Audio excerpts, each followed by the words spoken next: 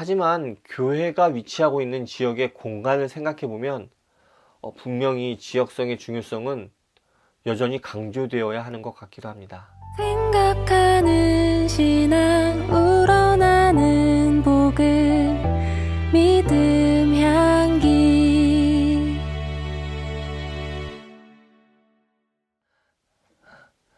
안녕하세요. 믿음 향기 채널에 오신 것을 환영합니다. 저는 이신형입니다.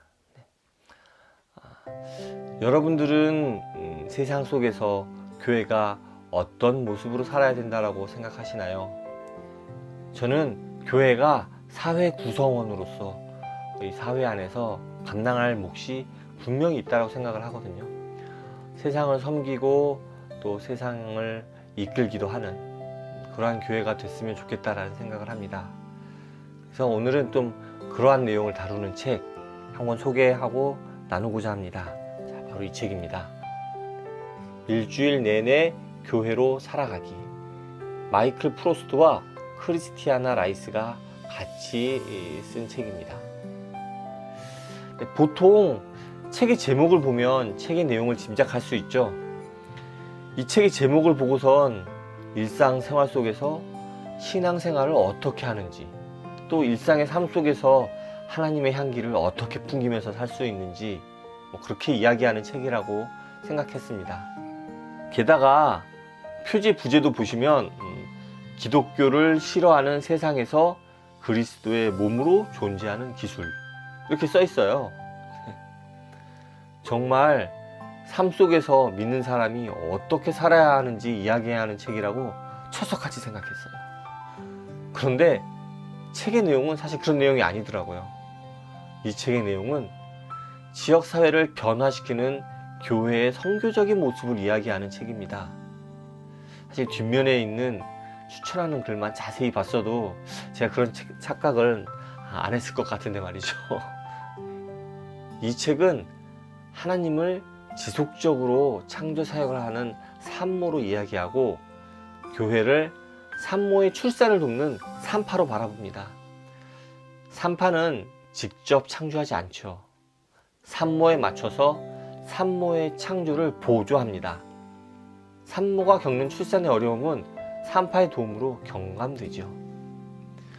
그런 산파된 교회는 잠재적으로 파괴적인 존재로서 사회 속으로 들어가야 하고요. 또 사전에 계획된 의제를 멈추고 하나님이 보여주시는 의제에 맞추어 주어지는 기회를 따라야 됩니다. 상황을 매우 진지하게 받아들임으로써 하나님이 일하시고 계시는 그 공간을 확보해야 하고 성령의 신호를 따르며 융통성과 적응력을 유지하면서 실행 가능하고 매력 있는 대안적 현실을 우리의 주변 세계의 삶으로 보여주어야 합니다. 그럼으로써 사회 전 영역에서의 변화에 영향을 미치기 위해 반드시 요구되는 협력을 수용해야 하며 기독교인들이 모든 직업에서 변화의 대리인이 되도록 준비시켜야 합니다. 그리고 하나님 나라의 가치를 조성하는 공공장소를 만들며 변화를 가져오면서 동시에 당신의 상황을 통해 변화될 만큼 충분히 겸손해야 합니다. 그럼으로써 교회는 하나님의 탄생을 돕는 산파가 되어 사회를 변화시키고 하나님 나라를 살아낼 수 있습니다.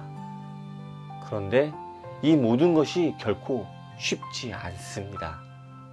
세상은 변화를 거부하기 때문에 분명히 많은 반대와 어려움으로 인해 고통받을 것입니다.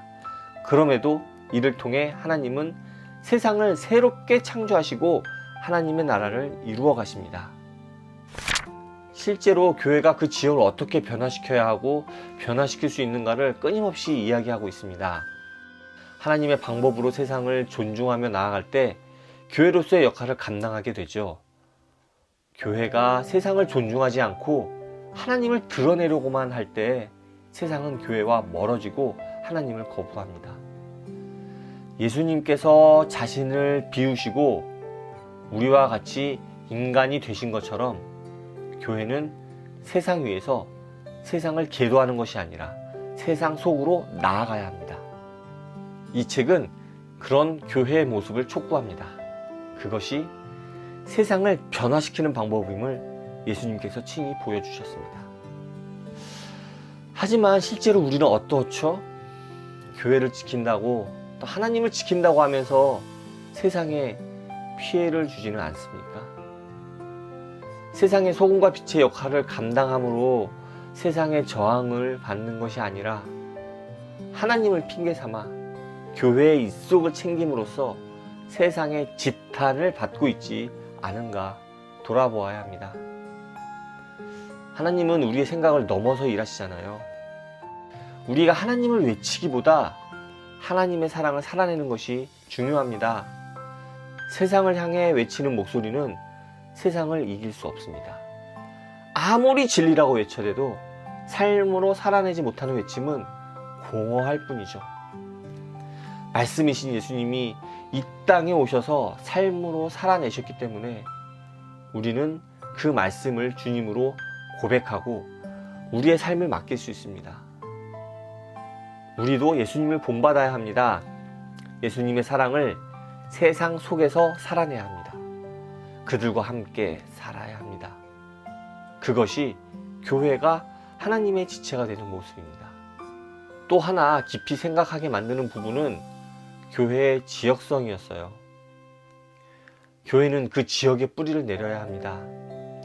교인들이 교회와 멀리 떨어져 생활을 하면서 교회의 지역을 변화시킨다고 할 때 그것은 교회의 독단이 되고 교만이 되어서 지역을 바르게 변화시키기보다는 오히려 무너뜨리기가 쉽습니다. 그래서 지역 주민이 교회를 이루는 것이 매우 중요합니다. 예전에 지역의 중심이 되었던 교회가 더 이상 그 역할을 감당하지 못하고 있죠.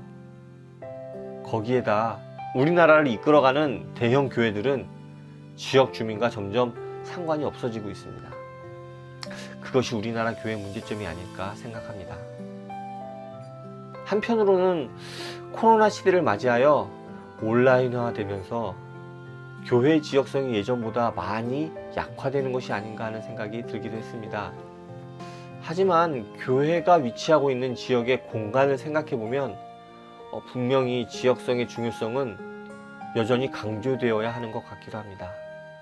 이에 대한 고민이 필요한 때인 것 같습니다. 이 책의 느낌이 좀 선교적이기도 하고 한편으로는 공공신학의 실제 같은 느낌도 좀 들었습니다. 요즘처럼 교회의 공공성이 무너진 듯이 보이는 시기가 있었나 싶거든요. 그래서 이 책이 더 의미가 있다는 생각이 들었습니다. 교회가 지켜야 할 것은 교회가 아닙니다. 하나님이 아닙니다.